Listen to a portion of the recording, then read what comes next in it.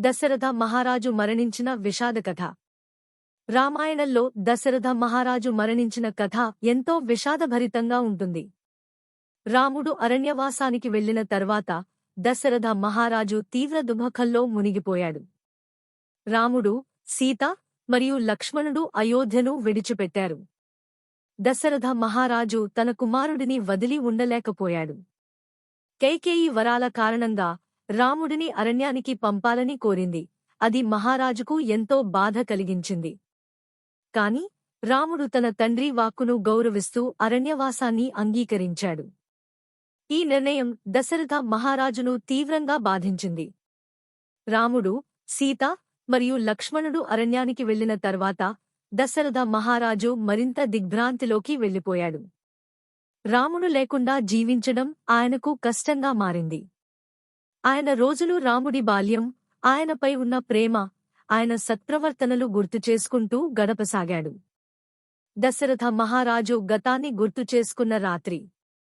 ఒక రాత్రి తన మంచం మీద నిద్రపోయే ప్రయత్నం చేస్తున్న సమయంలో దశరథ మహారాజు ఒక పురాతన సంఘటనను గుర్తుచేసుకున్నాడు. ఎప్పుడో పూర్వం దశరథ మహారాజు వనంలో వేటాడుతున్నప్పుడు ఒక అనుకోని సంఘటన జరిగింది.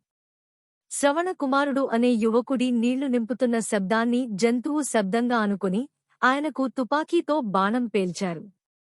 ఆ యువకుడు తన అంధులు అయిన తల్లిదండ్రులకు సేవలు చేస్తున్నాడు. శ్రవణుడు ఆ బాణం వల్ల మరణించిన తరువాత అతని తల్లిదండ్రులు దశరథ మహారాజును శాపం ఇచ్చారు. నీకు కూడా నీ కుమారుడి వేదన భరించలేని కష్టమవుతుంది అని. ఆ శాపం దశరథ మహారాజు మనసులో ఎప్పటికీ నిలిచిపోయింది. ఇప్పుడు రాముడు అరణ్యవాసంలో ఉండడంతో ఆ శాపం నిజమైంది. తన కుమారుడి లేకపోవడాన్ని తట్టుకోలేకపోయిన దశరథ మహారాజు తీవ్ర మనోవేదనలో చిక్కుకున్నారు.